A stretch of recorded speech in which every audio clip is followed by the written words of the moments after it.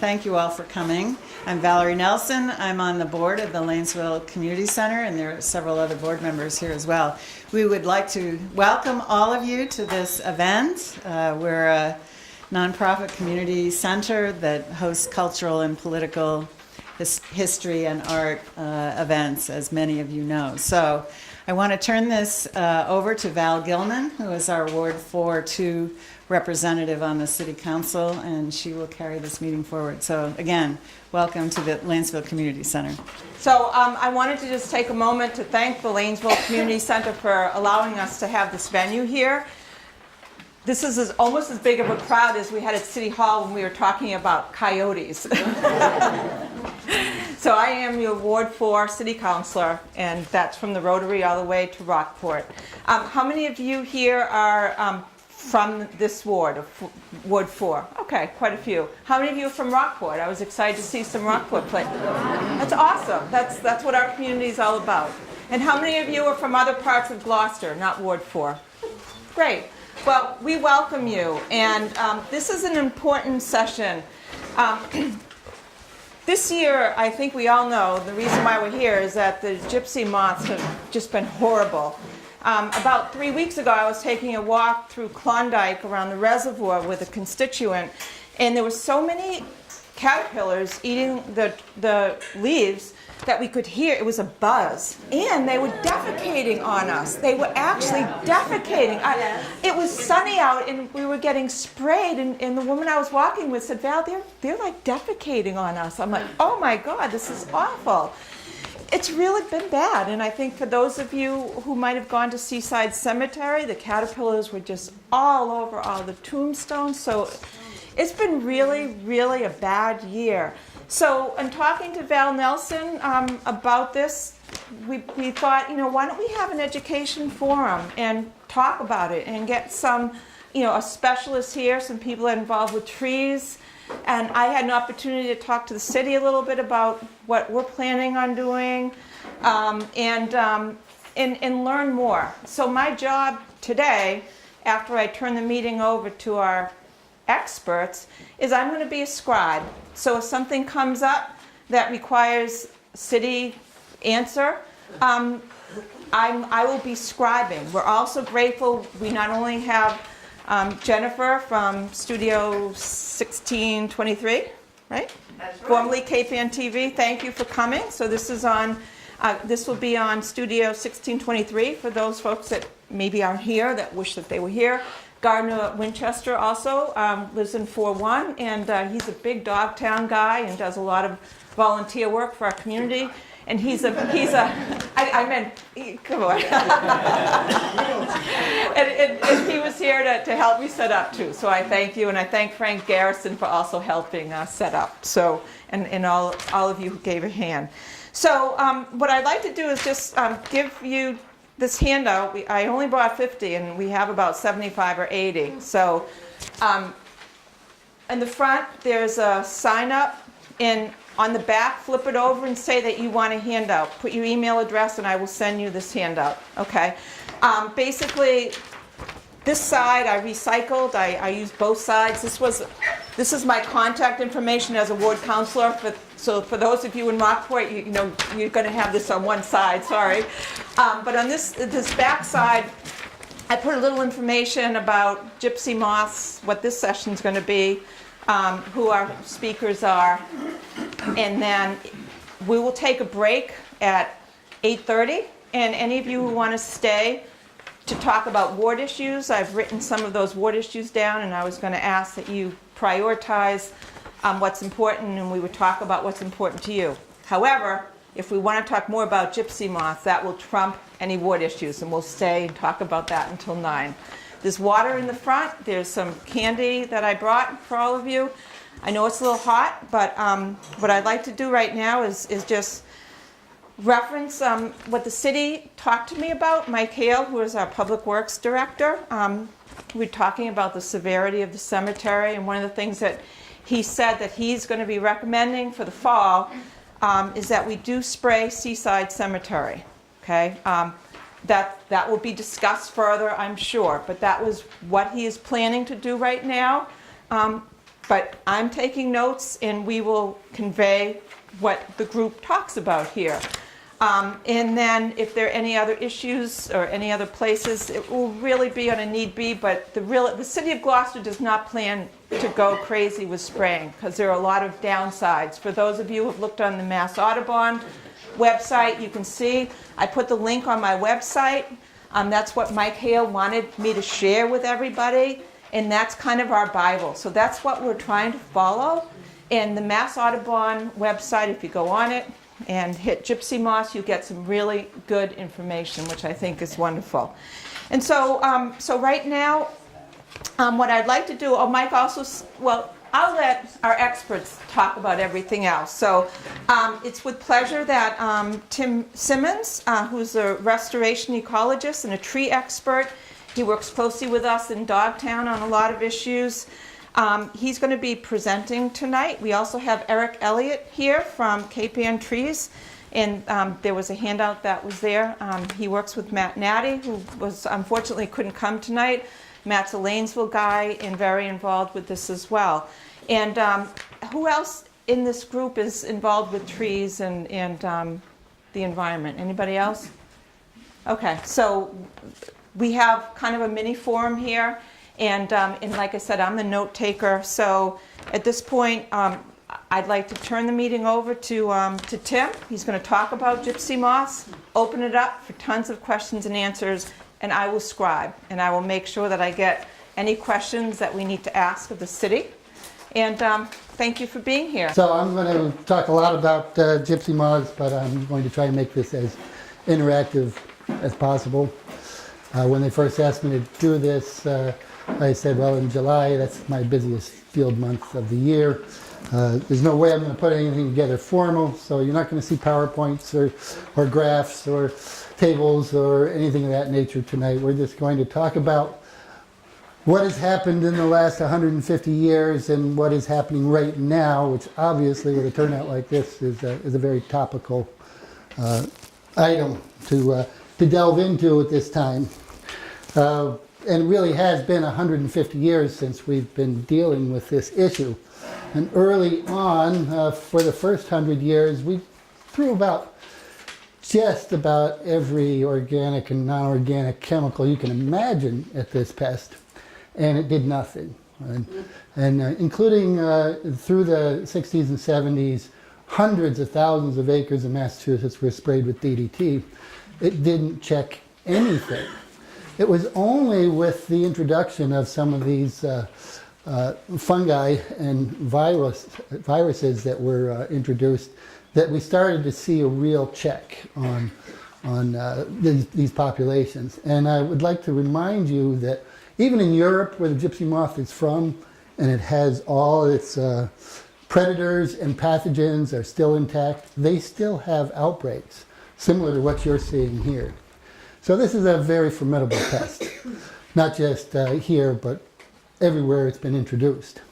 And it was introduced, as you probably know, to try and hybridize with native silk moths and speed up the production of silk, which was very important back in the 1800s. They left the window open, we got out, and it spread very, very rapidly. If you look at the maps today, it says it's reached Minnesota. I was in California in May. It's reached California. It's one of the questions I want to explore with you and tell you right up front that I don't have the answers is why is your outbreak, eruption, continuing when these populations are starting to fail everywhere else? And we don't have all the answers to that. And some of the options that have been used locally, and I really want to get into what you can do personally, individually, and as groups in encountering this issue. And you know, this is bad enough, so we're seeing male gypsy moths flying all around the building right now. I wanted to remind you also, though, in 1981, and many of you in the audience are as old as me or older and can remember that the infestations, the defoliations across New England included almost 1 million acres of complete defoliation in Massachusetts alone. And what Val referred to earlier, we call a frass rain. That is, you can hear and see the droppings of these caterpillars. And when they finished with the hardwoods, which they prefer, especially oaks, they went to the softer hardwoods, the maples, and then they defoliated all the pines. This was in 1981. And then spruce, everything that was available. And then there are two organisms were introduced finally. One was accidental, they say, and one was intentional. But prior to that, I may have mentioned this, more than 94 different organisms had been introduced to try and control this moth, including one that's Compsoglypha. It has no common name. It's a parasitic fly that feeds on all caterpillars. Well, it didn't do much. They introduced it in 1906, and they continued to introduce it to try and stop the wave, the spread across the country, until 1986. And it wasn't keeping up with gypsy moths, but it did sink the brown-tailed moth.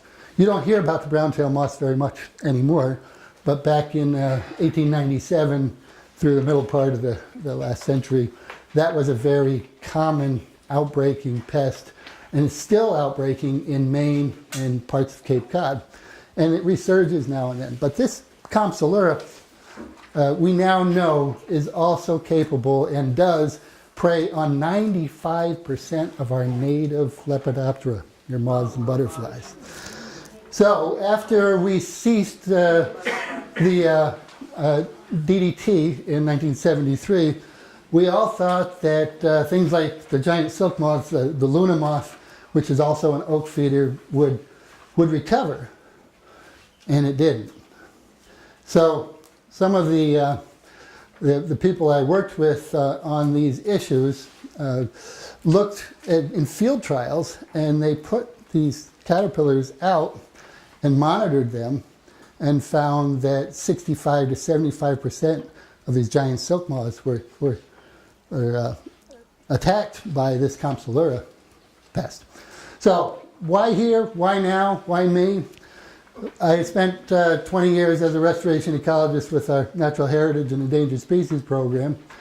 And I don't remember why, but somewhere along the line, I was assigned the point person to work with the people that were developing biocontrol agents. And the state forester at the time made the judgment, based on some conversations I barely recall, that nobody could release another biocontrol agent in Massachusetts without me clearing it, to make sure it wasn't going to attack some of our native species, as many of these others had done. At the same time, I found myself on a list that I don't know how I got there, but if your produce brought in a spider, especially a black widow spider or a tarantula, I was the hotline. Everybody in Boston would say, you have a spider in your house, call Tim. So the Secretary of Environmental Affairs called me one day and said, you have to go to Haverhill and talk to this woman. And sure enough, she left her refrigerator warm enough, so there was a black widow nest in the back of her refrigerator that I had to remove. And I said, isn't it wonderful? Even Peru, where your grapes came from, has reduced its reliance on chemical pesticides, so all these things are flourishing. She said, no, it's not good.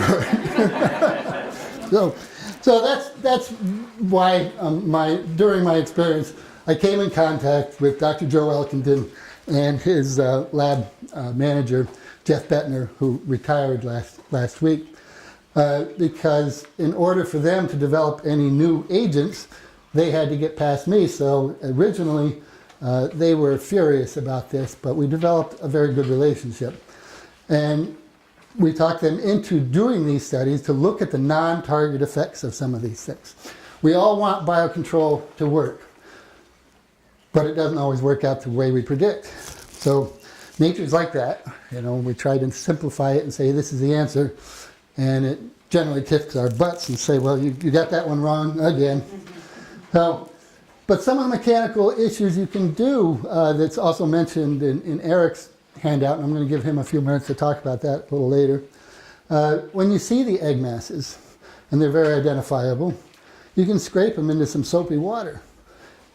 Each one of those egg masses has somewhere between 500 and 1,000 eggs. So you can make an effect in your own backyard just by scraping them off into soapy water or dilute alcohol, something like that. Or the females do not fly. All these males are looking for those females who just, after they eat and they pupate, they come out and they lay their eggs. You see them, you can pop those into soapy water or another killing agent of some kind.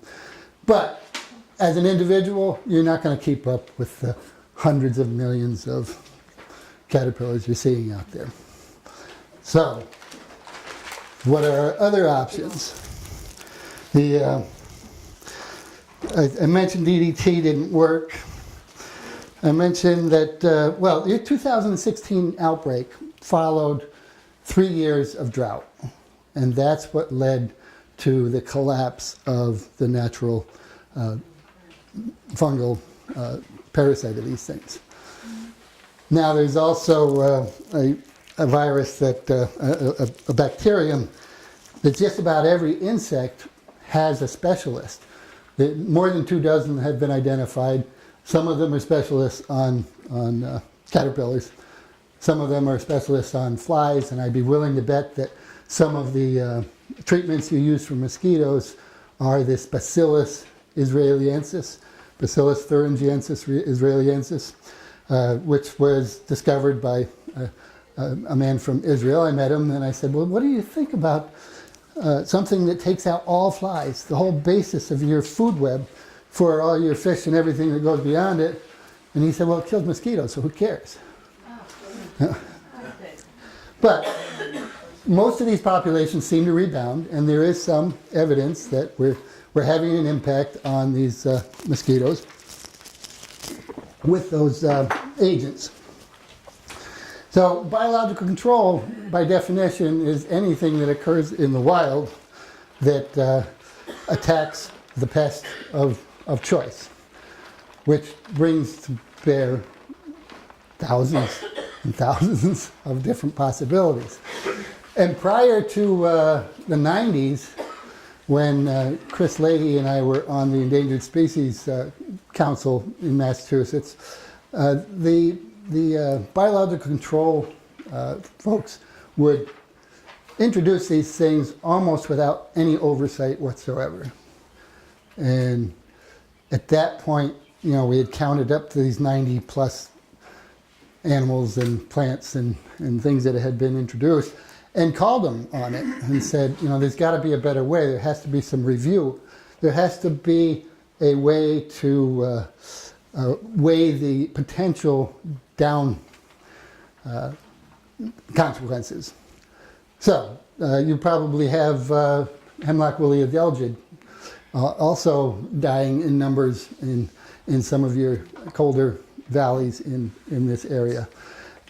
We have tried unsuccessfully 6 different biocontrol agents for that, and none of them seem to catch it, and it's moving up through Maine at will.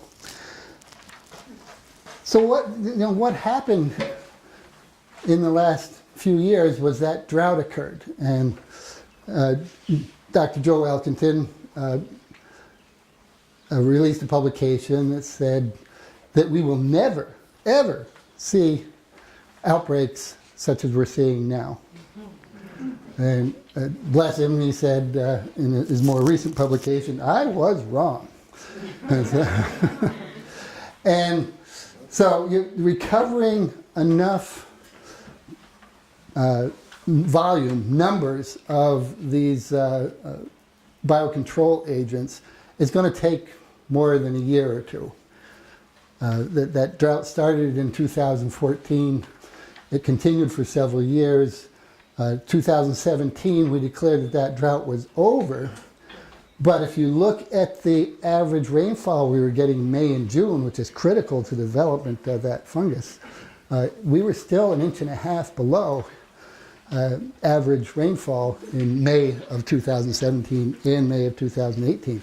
So we had enough to say the drought is over and your water bodies are recovering, but that doesn't mean your soil moisture was recovering. So it's going to take a little while. So what is the prognosis for 2019? I have asked Val to post the most recent article from the Mass Wildlife magazine, and if we can figure out the technical features, we'll make sure that that's available to all of you. But the prognosis right now is that we're going to see these local outbreaks again in 2019. But we won't know until we see the egg masses from this year and see what kind of survivorship they have. So one of the things we need to do is focus some attention on monitoring those egg masses in critical places like the cemetery where things are in a dire situation. A third year of complete defoliation can lead to the mortality of the tree. We've seen that. So there's going to be a push. We need to do something about this. But we need to do it rationally and look at all the pros and cons of the various approaches that we can take. And Eric has given you a handout as an arborist, is that correct? From Cape Ann. And I'd like for him to give you some idea of what some of the options are out there, both at scale for the town and for the individual situation, like the cemetery and other areas. A bunch of the treatments we usually do before any of the eggs masses hatch out and stuff, we use an organic horticultural oil to smother as many of them as we can find. Louder. Thank you. We use a horticultural oil on the egg masses to smother and kill as many of the eggs as we can find before they hatch out. Around leaf break time, we'll come out with a spinosad, it targets Lepidoptera worms. It's unfortunately it attacks all Lepidoptera worms, but won't harm most of your other insects or anything else like that around. What about bees? Unfortunately, we have to be very careful with that because it will affect bees. Oh, no. Another option would be a granular treatment with acelepryn. That'll last usually 2 to 3 months, if I remember right. It'll take it up into the root system and up into the tree. It'll work on anything that attacks the tree, anything with a piercing. Another option that we've been offering, just started using this year, is to do triage, Imajet, or AceJet. We come in and actually do an injection into the tree. It is the longest lasting that we've been able to find so far. We don't know yet because we just started using it, but we've been told it should last up to 2 years. Unfortunately, the downside is it is very expensive. So if you have a historical tree or just a tree that you're personally attached to that you want to protect, that would be an option that nothing goes into the environment at all, it goes straight into the tree. Does that hurt other bees or is it, no, you said Nope. since it doesn't go into the environment. It doesn't go into the air, hurt, doesn't there's go no into the collateral soil, damage. nothing. Okay. It is injected directly into the tree. So that wouldn't hurt anybody else? Correct. What time of year is it best to have that done? Best time of year for that to be done, where it lasts so long, we can do it almost any time of year as long as the tree is not dormant. As long as it's taking nutrients up, it'll take the product in. It could be done now even. Yeah. When the tree's leaves come down in the fall, is there anything toxic in the leaves that could become a problem that way? Not that we have been able to find out so far. Yes. So when you inject these trees with number 2 or number 4, whatever it is, then when the caterpillars start to eat it, they die. Correct. And they die not because of poison, but because of why? Honestly, I have not used the system yet. Matt's the one that's been using this, so I'm not fully up to date and up to speed on that one yet. I will be learning it real soon. You can get in touch with him. How about when the bird eats the bugs that die? Like I said, I'm not fully up to speed on that one yet. Matt's the one that's been fronting that one so far. I'm going to be learning that one from him soon. Can I just say something? So I will talk to Matt and I'll get the answers to these and we'll put that on the website. And what is your website? It's just Val? It's www.facebook.com. It's not Facebook, it's just a website. / Val Gilman, Ward 4. Val Gilman, Ward 4, number 4. If you'd rather have a paper document, if you put your email on the sign-up list in the front, I will do the best I can to get all this material and send an email to whomever wants it with these attachments. So, continue. Another thing that we're going to be offering starting next year is mating disruption. What it is it's a pheromone specific to the gypsy moth. And right now, while they're out flying around looking for their mates, it will actually confuse them so they cannot as easily find the females and make more viable eggs. Like I said, that's something that's we're just starting with next year. It's the best thing we've been able to find so far for this stage of their life, other than the natural predators which are around, which unfortunately don't do that good of a job. Yes. So I had a really bad infestation I live in West Gloucester last year, and you treated the spring with the number 2. Yep. I still see bees, I still see everything else after a few weeks. Like I It said, seems we to are have- very careful when we do it. We know that's a problem. So if we see It's only in the them, hives, I've been told it doesn't affect the hives. correct. It just affects anything that's flying around. Yep. So, and it's been really good, except now the moths are around. My neighbors didn't do it, so now Correct. their moths are flying all over Mm-hmm. my house. So it's something that I have to look at again, and I have 4 trees that are dead after last year. I mean, they have to be Yep. becoming trees. Yeah. Unfortunately, if we can't, stop them from coming into your yard, especially once they're moths. So it's a Most yearly of what we thing to do, spray. as long as it's Okay. still here, yes. All this stuff Yep. requires maintenance. Yep. So that was my question, if your neighbors don't spray, because we have a lot of areas with trees that, what? It won't stop the infestation. It will protect your trees from being defoliated and minimize the chance of them dying. We had you spray 2 oaks. They were Okay. great. It just moved the gypsies down further into the woods and then across the field. So you have to know that. If you don't spray everything, it does work, the spraying, but I'm curious about the acetyloprin application. There's a product by Bayer. Mm-hmm. It's a tree drench. It's supposed to last for a year. It fertilizes and supposedly takes care of gypsy moths. I used it along with your spraying, along with the spinosad, along with squishing and et cetera. That's just the funnest one. It sort of helped, but that is also bad for bees because if you put it in the tree and the flower, like you do it on like a crabapple, Yeah. it flowers. Bees, not so good. I've been using it on evergreens and it sort of helped, but not so much. So I'm curious if acetyloprin is the same thing as the Bayer I product. don't know what You the don't active know. in the So bear is. how do we find the acetyloprin? I'm honestly not sure if that is commercially available to the public or if it's one of the ones that you have to have a license to get. Okay. Yes. Thank you. But it does work, because the Bayer stuff, not so much.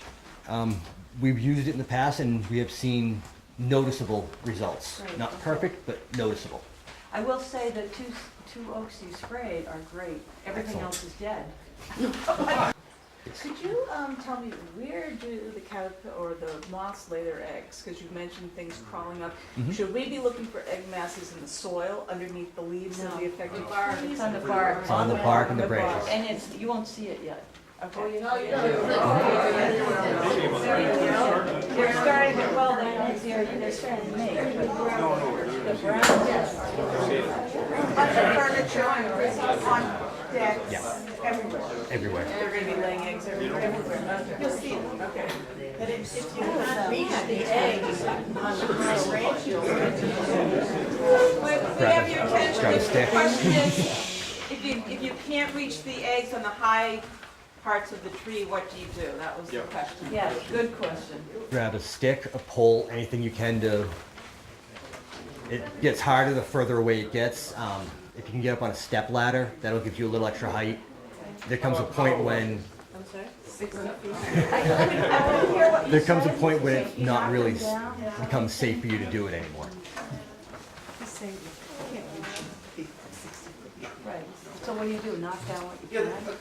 a question for Tim. Tim, since you're, so to speak, representing the state tonight, does the state have any particular opinions on any of these treatments that we should be maybe extra concerned about, the secondary impacts to wildlife, since that seems to be a lot of the questions that cropped up this evening? Are any of these in particular ones that we should be a little more hesitant on, secondarily protecting our other wildlife that we want to protect? I'm not with the state anymore, but I'm still associated with my old agency, and they would tell you they can't endorse any particular product, and that there are some things that you should consider.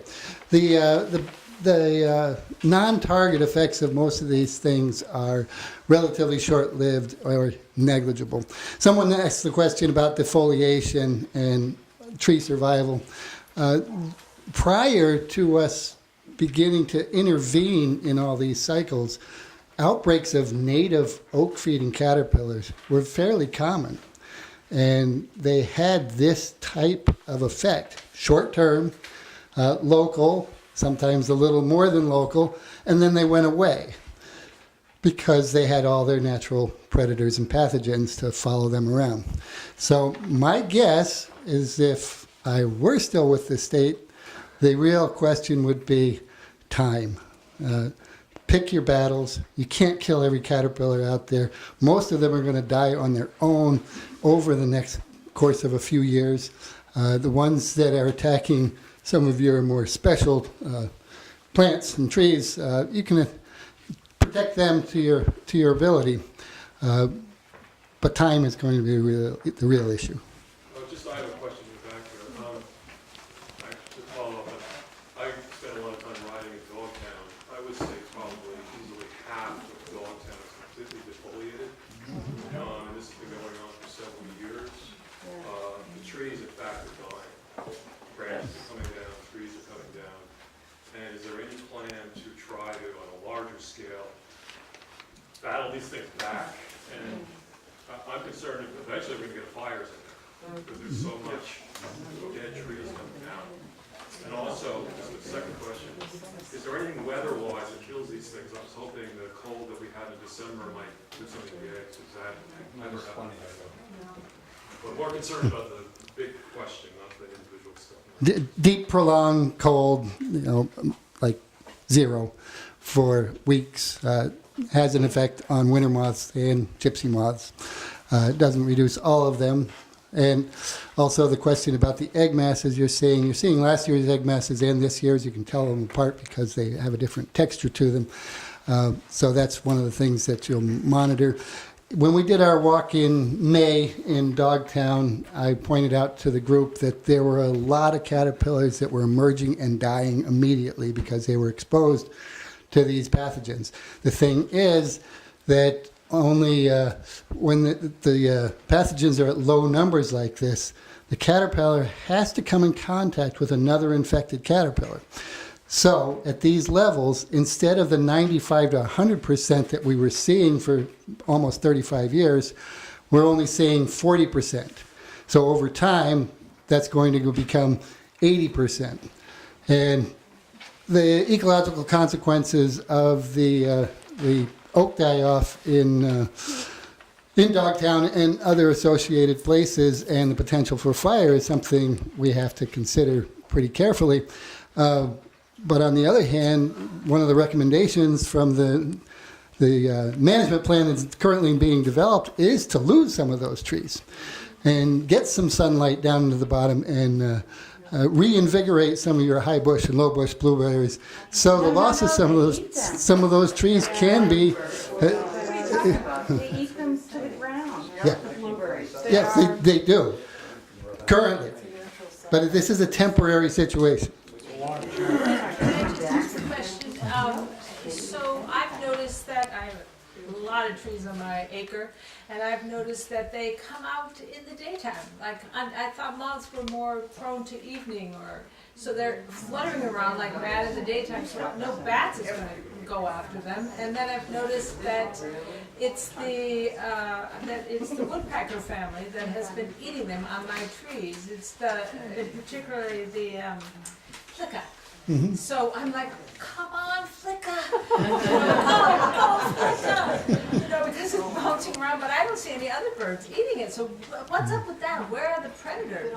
What other natural? What are their natural predators? Or what predators would fill in for the European predators that are their natural predators? They have no. The birds in our neighborhood have no evolutionary history with this. 150 years is But nothing. the flicka that was going after them. Birds are actually, they learn from each other what a resource is. But yeah, I look around and I see all these male gypsy moths flying around, and the birds, the flycatchers, are not eating them. But it's mostly the microbial agents that are going to be our friends. Are they going to go after the rhododendrons? Yes. They haven't seemed to go onto those leaves yet. Yes. Well, after they eat, that depends on your property, but mine all came back, even though they were eaten.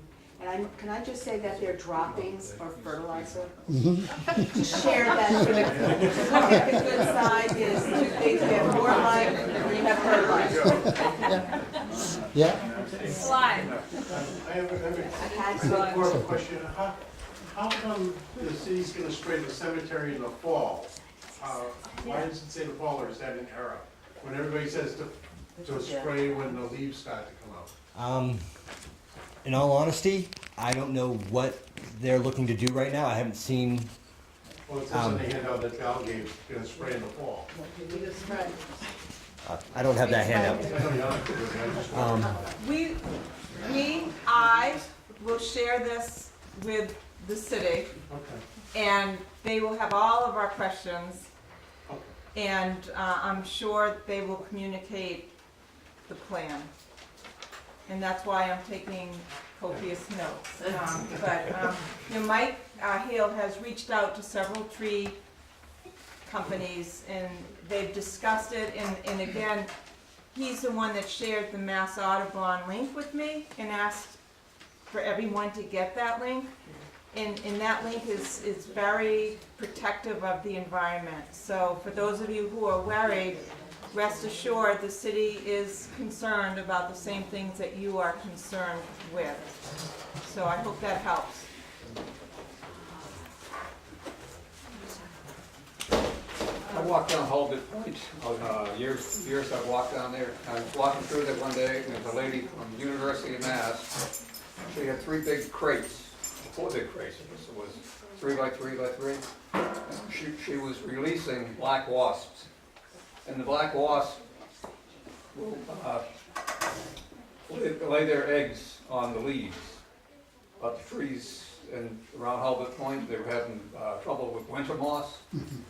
The winter moss would eat the leaves, and the larvae from the black wasp would be incubated in the caterpillars, and it would kill them. I went there years afterwards, and the winter moths were cured in that area. And it's the University of Mass that did the experiment at Albert Point. You could check on that. No, I don't have to, because That was the winter moth, not the predator for winter moth is also a tachinid fly called Cyzinus, and it was one that I worked with Joe Elkington to try to determine if we could do that safely without compromising populations of closely related moths that we have as natives here. And it does seem to work. We've seen massive defoliations in other parts of the state. Started with winter moth, then went to eastern forest tent caterpillar, then went to gypsy moth. So these were being defoliated 3 times in a year. And we have an area of 2,000 acres in Bristol County that all the oaks are dead. But the winter moth is starting to fade big time all across the area. Around, 'cause they're Yes, green. yes. These guys, the new ones, the gypsies. Right, but Brown and black. You see the green ones. But they're starting to determine that the fly they released works at least marginally, but other closely related predators also caught on to this resource, and they're the real reason that the winter moth is collapsing all over the area. Can we get the fungus? I mean, wasn't the fungus introduced in the 80s, and isn't that eventually what kind of started to push the gypsy moth back? And he's talking about, UMass having come out and done the wasps. Why can't we get more of that fungus that, The fungus won't grow in your dry soils. So the But you're saying we're sort of waiting for it to come back. Right. Is that right? Well, As it gets there is wet, we're out of drought? For selective trees, the Northeastern Organic Farm Association, NOFA, I think that's called, they're recommending that you mulch with leaves around the target trees, especially in orchards where they're growing things like that. Take the dying caterpillars that are already infected with the fungus or virus, put them in that soil, and help propagate them faster than nature is going to do for you. But you also have to keep watering that mulch, or the fungus won't live. So can you just say that again? So you mulch the trees in fall or spring, and the mulch helps to grow that bacteria, that fungus? Right. You mulch with leaves. So forget about lawns, just mulch and mulch. Mulch and inoculate with dying caterpillars, Okay. because they're already infected and they're going to get into the soil. Okay. So So that's the spring, how, May. I have no idea how well that's working for them. No. Yeah. I went online, they make moth traps for pantry moths.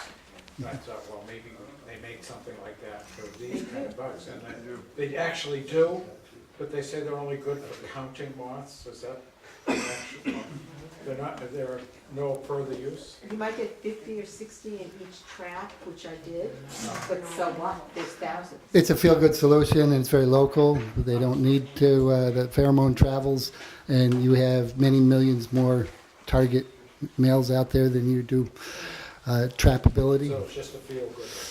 Yeah. So all In the my opinion. fluttering crazy guys, I mean, those are male moths, the No. females are holding still. Yes. Wow. Females cannot fly.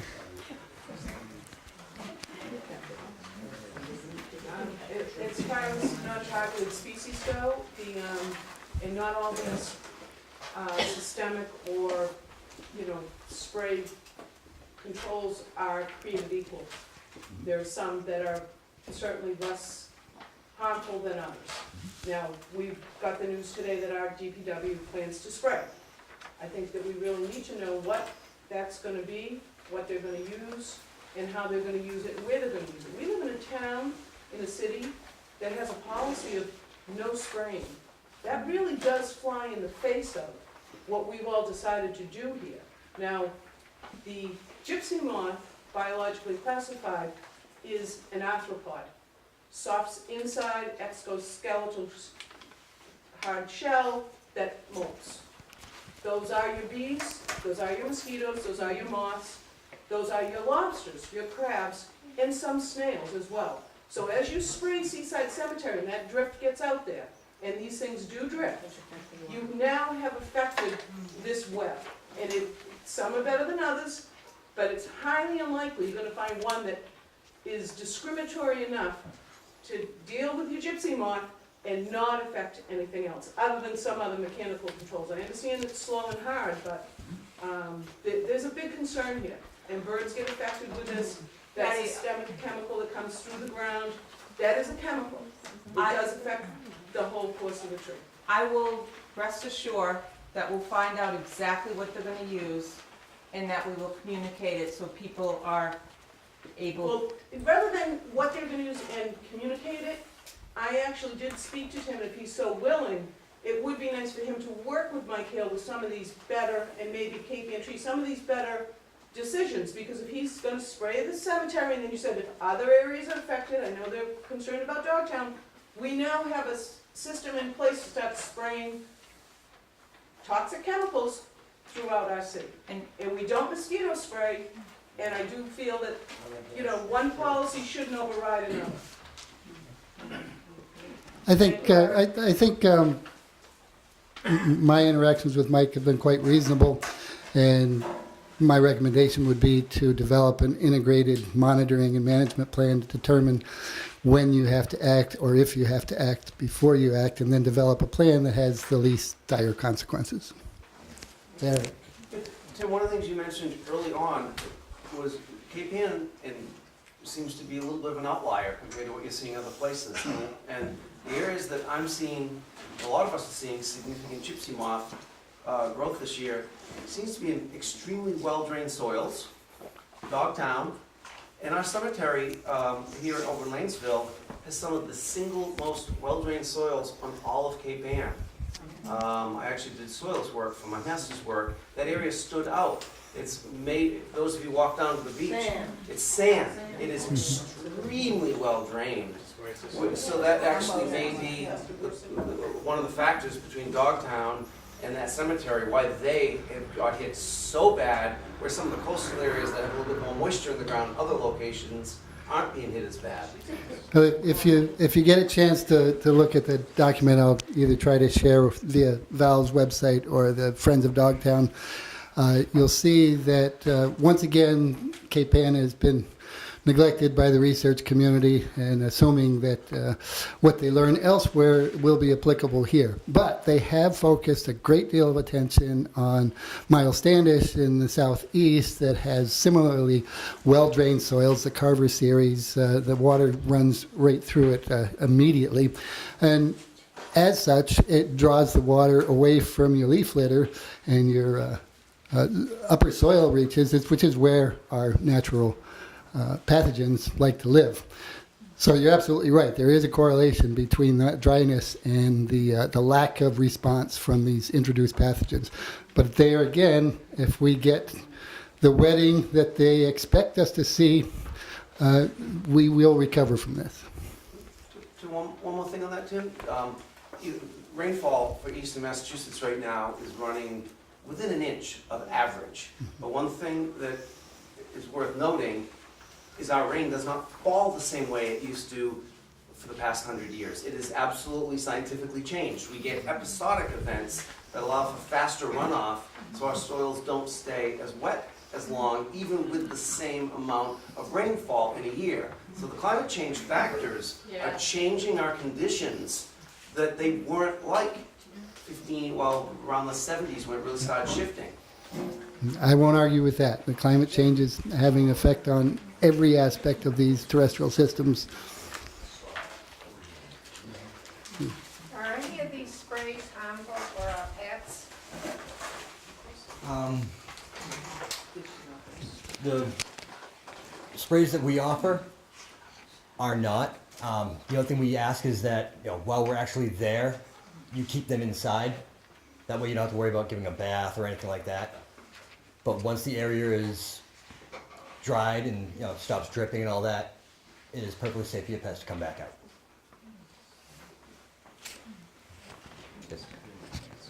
The horticultural spray, why wouldn't that be the answer in the spring as far as like suffocating the egg masses? That's what we try to do in the spring, but you can only hit so many of them. If we go out and spray here, but the neighbors don't, then you took care of the egg masses in this area, but there'll still be more hatching next door. So on Martha's Vineyard, they had a terrible infestation and then it completely went away. And it must be related to moisture, you know. They had it for about 3 years and then they don't have it now. So that's a hopeful phenomenon. Yeah, the Martha's Vineyard population of the fly that we mentioned earlier, the Sizenus, introduced for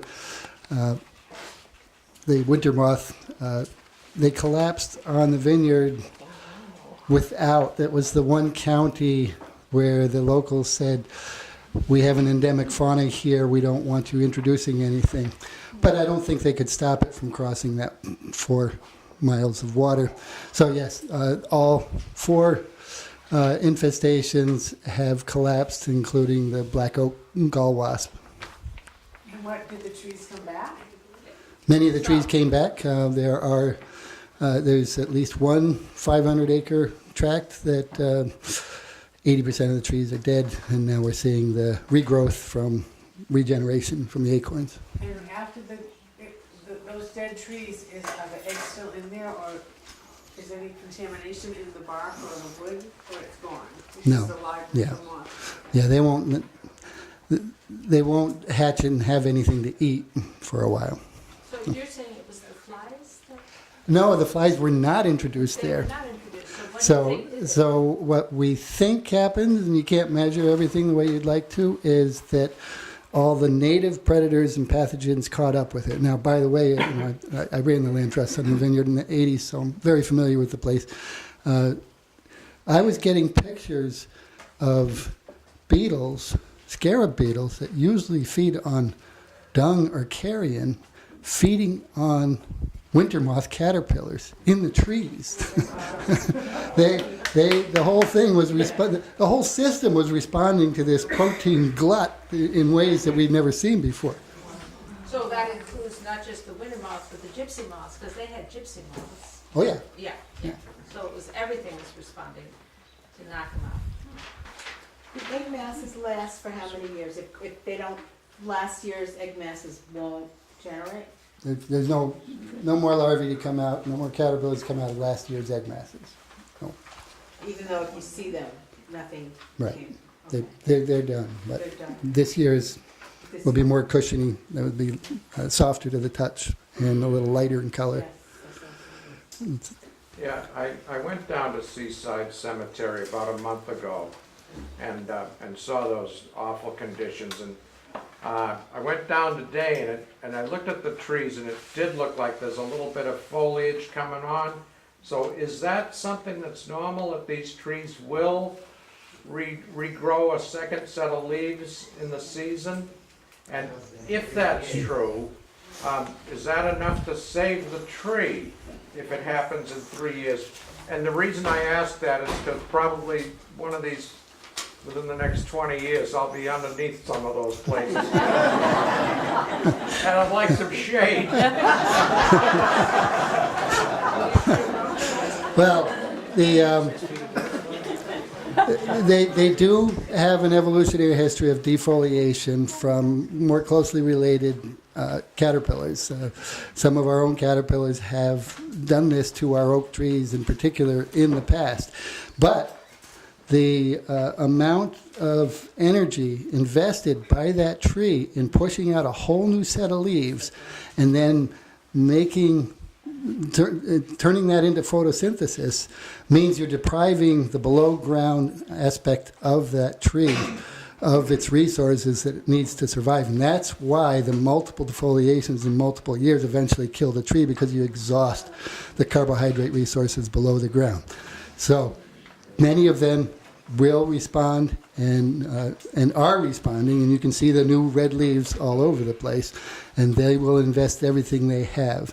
That also means that while they're investing in that, they are not investing as much in the chemistry of leaves. That there's a natural battle that's been going on between insects and leaves for millions of years, and when the tree is stressed, it puts more into making food than it does into making defenses.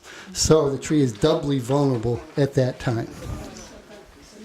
So can you somehow help the tree, if that does happen, with replenishing the resources that it may need the following year? Is there something you can do to help that? I suppose you could feed the trees. Yeah, that's right. With what? Tree food.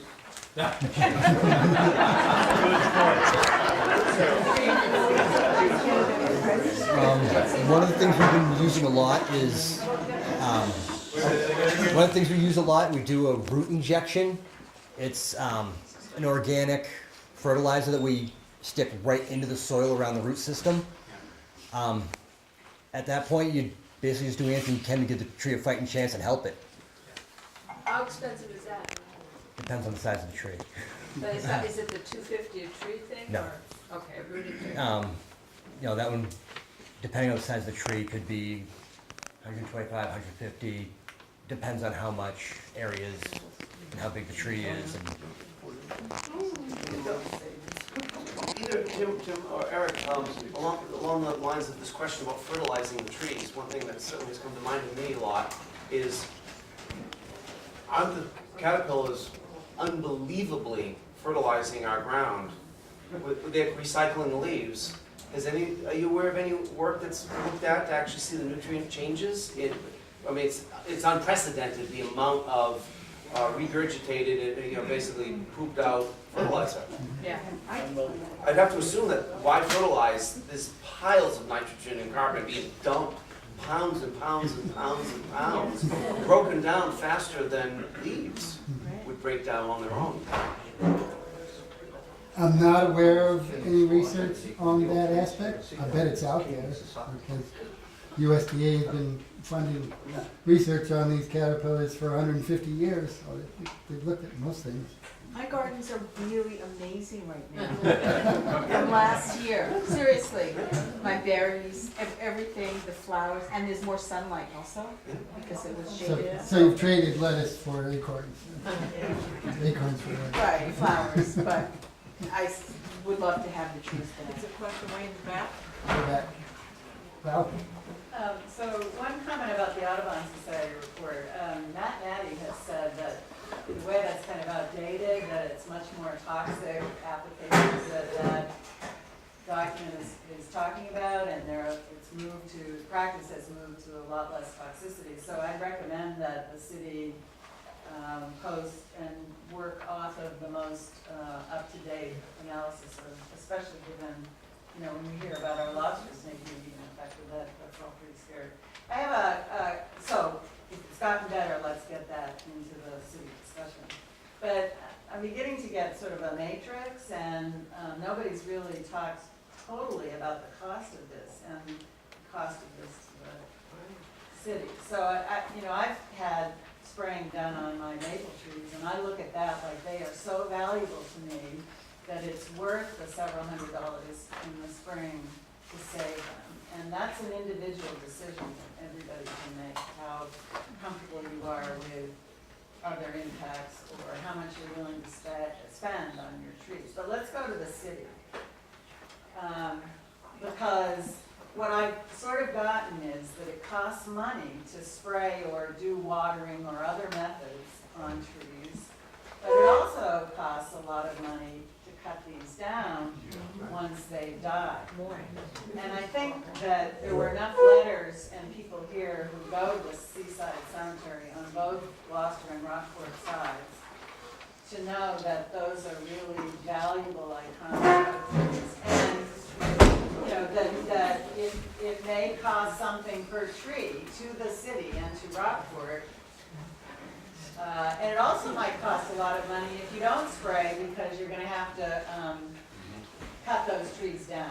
So, Val, what are the city, I think, needs to get back with, is it more cost effective to save these trees in the cemetery than to lose them and then to have to cut them down, which is, we know is very expensive. But then going over into the forest, like up in Dockland Common, I think what I'm hearing is that gonna have aerial airplane sprays of all of the woods, North Gloucester and Dogtown Common. It would be expensive. But what are you really saying when we're going to let all these trees die? Are we going to also have to go out and spend money cutting them all down so that we don't have big fires? And is that also a cost trade-off? It sounds like this is a big challenge for the city. And in terms of the Seaside Cemetery, I guess we are a tree city, ironically. We had a tree warden years ago. And we used to have a sign, does everyone remember? Tree City, Gloucester, whatever. So where are all the iconic, valuable trees across the city of Gloucester that we value enough that we will spend the money to spray and take on other methods to save them? Does the city have an inventory of, we know what we care about, but what about the whole city? On public land, which trees are we going to save systematically and which not? And in Dogtown, what does it really mean if all these trees die in terms of the cost of cutting them down? That's a lot to respond to. I can tell you that it involves contingency planning. You identify the resource, you identify the risks, you identify the costs, and you identify the action of no action. I was asked to do a fuels analysis as a fire ecologist of the 500 acres on Martha's Vineyard that were completely dead, and they thought that the best thing to do would be get all those aerial trees, fuel for fires, down on the ground. But they went punky so fast that they would not carry a serious fire anymore. So my recommendation was just leave it alone and let it regrow. So they'll fall down on their own? Yeah. You can't do that in a public situation where, people are going to get hurt if it falls down. Right, because I'd like to add that picking up the Seaside Cemetery and saving that, however that got determined, we're not clear, but let's use the example of filling potholes on Riverview Road. Somebody chose that road, it got done, and it created a firestorm in the city because now other people can't get their potholes done. So we go to the cemetery, we fix that. What other public spaces are we looking at? And then who wins and loses, or What are the trees around the city that we all should be trying to save? What about, We know that. I live in Rockport, and it seems to me that maybe it would be worth considering for Rockport and Gloucester to do something together, if this is what we're talking seriously about doing, because we are sort of here together. Hey, a newcomer in the back.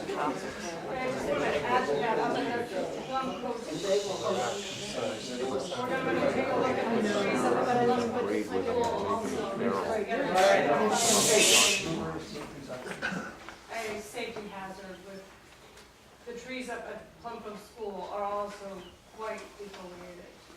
So we want to take a look at those as well. In terms of falling down on children. Exactly, right.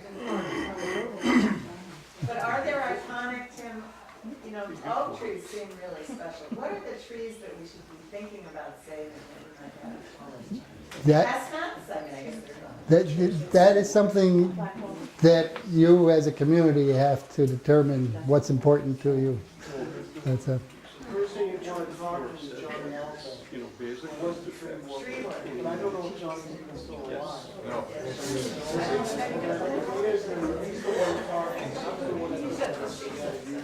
Oh, there is a list, huh? Alpha, maybe the other of the trees.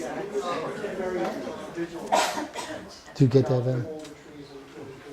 So, can you, I couldn't hear what you just said. Can you To find out if repeat? there's an actual list, Johnny Alto, who was the tree warden, would be the man to contact. If he hasn't written it down, it's still in his mind. No. No, he did pass? Yes. Long time. He doesn't know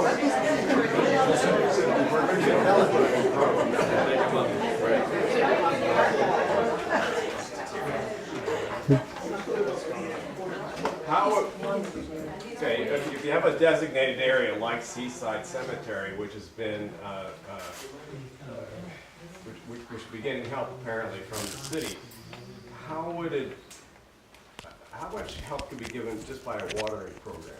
And number one, to help the currently affected trees that are trying to refoliate, to promote their growth this summer, and then in the spring, to make sure the ground stays wet for the sake of the fungus to develop its spores. And could, for instance, even the fire department go out and spray the ground under the right sort of guidance and bring a good result with absolutely no pesticides, toxins, or artificial ingredients of any sort? How much would that? I have my doubts. That would be pie in the sky solution. Why do you think it'd be pie in the sky? Because my experience with these things always requires a combination of different tools that you have to use. Nature's not always going to take care of itself. Sometimes you have to intervene, and, because you're going to lose by doing inadequate intervention. I don't know if you have an opinion on that, Eric. But, it's. But Martha's Vineyard, everything rallied eventually. So he's just saying further the conditions so that the natural predators could rally. But doing that at scale, at a forest scale, is very difficult. What would happen if you power sprayed these trees? You want to get rid of the eggs, you can't reach the eggs. But if you took, you know how you power spray your house to get it clean. If you power spray, it would add the moisture, get rid of the eggs. And number one, another question, what is the most vulnerable tree? Is it the oak? Yes. The oak is definitely the most vulnerable. Power spraying? Has The only it thing been I'd be tried? worried, I haven't tried it, I don't know if anybody else has. It would I'd seem be to worried me about, good. with a pressure washer or something like that, the sheer pressure of the water coming out, I'd be worried about damaging the tree. Well, it's mostly on the bark though, so if you aim at the bark, and got those eggs off, I know you're some also pressure getting washers can take the moisture. paint off your car. I'd be worried about doing that, taking the bark off your tree. If you wash the eggs off the tree, and they just go down the ground, will they still hatch out? Yes. So you have to- In the soil. So you have to do something once you're on the ground. Some percentage will continue to hatch out, not 100% like they would if they were resting on the side of the tree, but some percentage, which is why when we say scrape them into a medium that will kill them. I tried spraying the side of my house because they're all over the side of the house. I could not get them off with the spray. So I tried what I call natural remedies to it because I'm afraid of what would happen to the environment, the birds, anything living in the ground. So I felt that my muscle power was going to defeat these. So I have 3 good-sized trees which are heavily infested. In my mind, I thought I could attack all 3. I started on the tree out front of the house and soon learned that I could never get to the other 2. In 3 days' time, by using a gallon milk jug and an expired credit card, I sprayed 500 gypsy moth caterpillars off the tree. I felt good. I said, yep, I'm making progress. But every time I went out of the house, there were another 30 or 40 of them crawling up the tree. So then I figured I can't keep up with these, not with the credit caterpillars. So I took a long stick and I started killing the worms that were on my white birch tree. It's no longer a white birch tree. It's sort of a yellowish color, but I would say I've killed at least another 300 by the stick net. So that was great. The numbers were slowing down. I went up to Maine for 2 days. I came home tonight and I looked, and there are 40 to 50 female moths on the bottom of the tree making their way up. But what I'll tell you is some of the things that I heard tonight about the soapy water and so forth, I will scrape those off. I will mulch it heavily, I'll go out there and water it, at times when the city can't see me. And I'll try to save this tree. But the other two trees, I've got a birch, a maple, and a black walnut, and all three are very valuable to me, because they're good-sized trees. Should we start to think of maybe 2 more questions, and then we'll try to pull this back together and wrap up? Good idea. Does that make sense to you both? Yes. Yeah, Tim, a question where we certainly see the red maples, the red oaks being targeted as the preferred, but are they the most vulnerable? And the reason I'm asking that is, do the red oaks have the ability to be resilient over multiple years? This year I have some pitch pines that almost 80% defoliation. They may be not the preferred food, but are they significantly more vulnerable, the evergreens? Which is my guess, but I haven't. Well, your pitch pine is one of the toughest plants on the planet. They can and do endure an amazing amount of disturbance, especially fire, and they resprout, they reproduce early. They're much more resilient than the oak, which is probably the most closely related tree we have to the English oak. Our northern red oak is the most closely related to the English oak, and therefore has what we call the phytochemistry, the plant chemistry, most attractive to your gypsy moths. So the oak is going to be more vulnerable, but still has some resiliency, an amazing amount of resiliency, until it doesn't. Jennifer, do you have a question? Maybe it's just levity.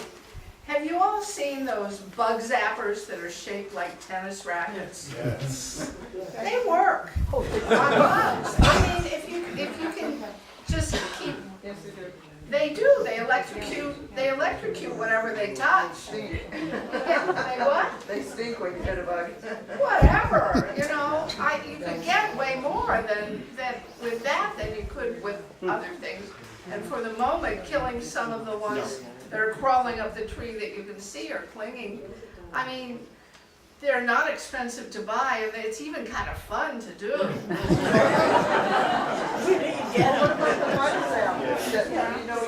there are those, but that's not the same thing. These are, the little tennis racket shaped things. Like $5 or $6. So Val, suggestion is to...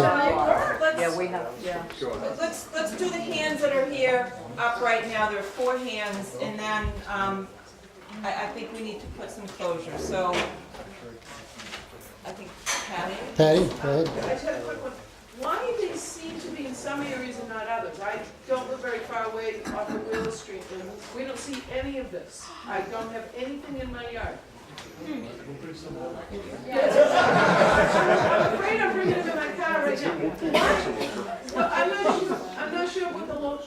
The kind of infestations we had into the early 80s were not like that. They were not patchy. They were landscape-wide. Almost no tree was spared.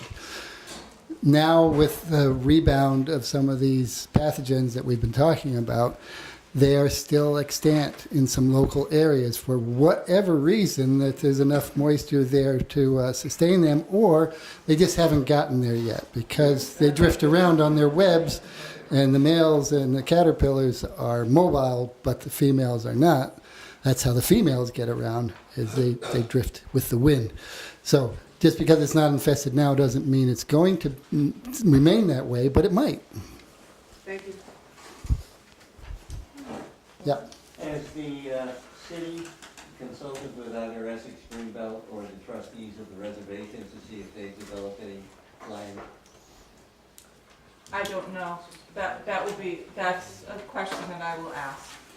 I know Mike Hale works closely with the folks on Essex County Greenbelt, but I don't know exactly what has come out of the conversation about gypsy moths. Both institutions are relatively well funded, and they probably have a lot of expertise available to them. I called Joe Elkington last week and asked him if there is a plan that's been implemented anywhere locally that has worked better than others. I haven't heard back from him. It's not a surprise in July, but he will get back to me and tell me if there's anything viable that involves a multi-tiered approach that has worked to protect some local resources.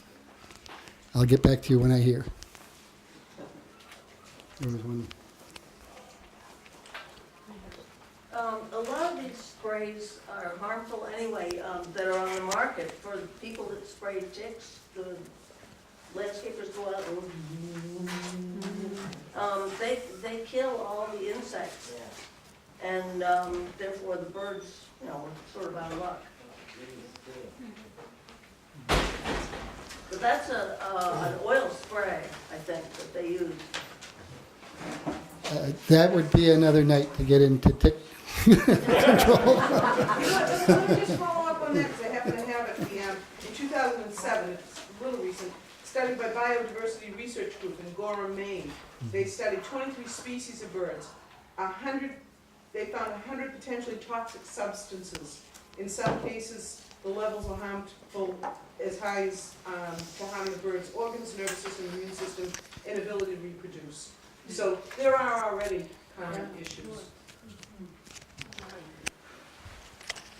Last question. Thank you. I had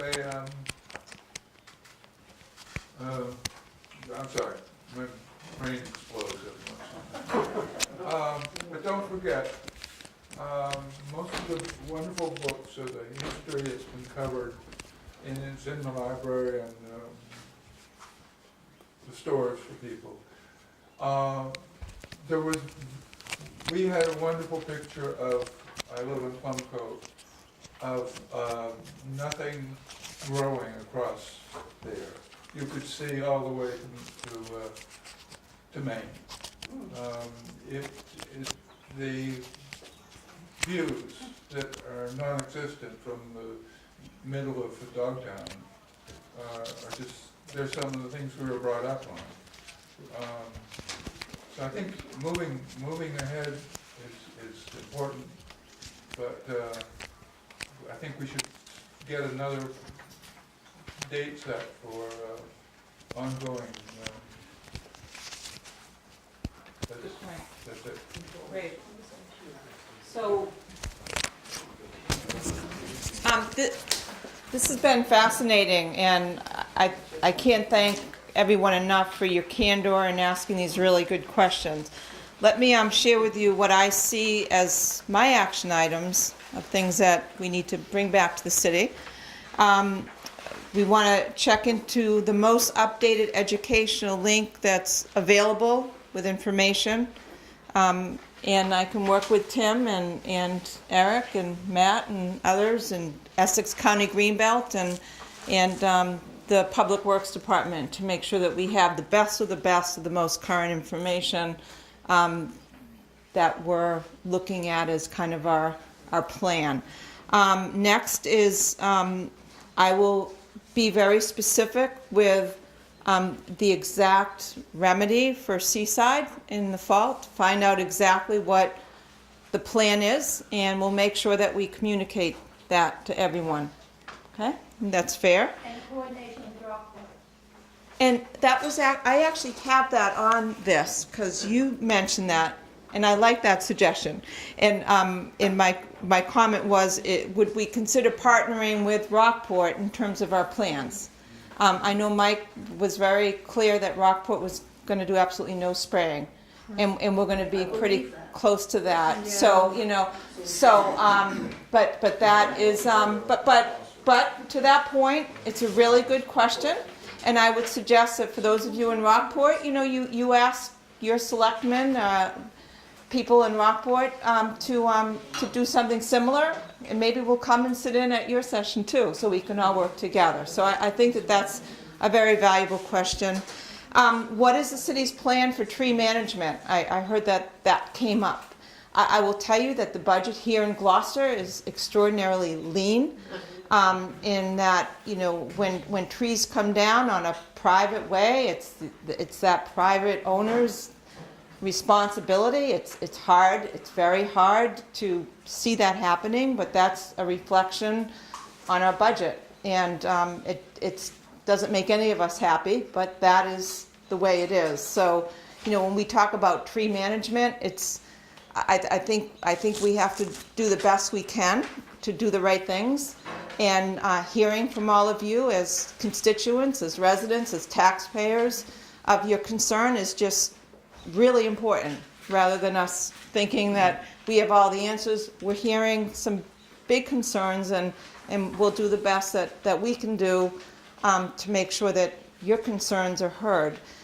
So I think that's important. I see the need of a follow-up session with maybe some more input from the city in terms of what the city's action plan is. That should be communicated, and I'm certain that people in city administration will watch this. Thank you to Studio 1623, and also to our Gardner Winchester for taping this. But I think that that's a benefit. And let's see. I made a commitment to find out about the partnership and working with Essex County Greenbelt and how we're working together to network and understand best practices.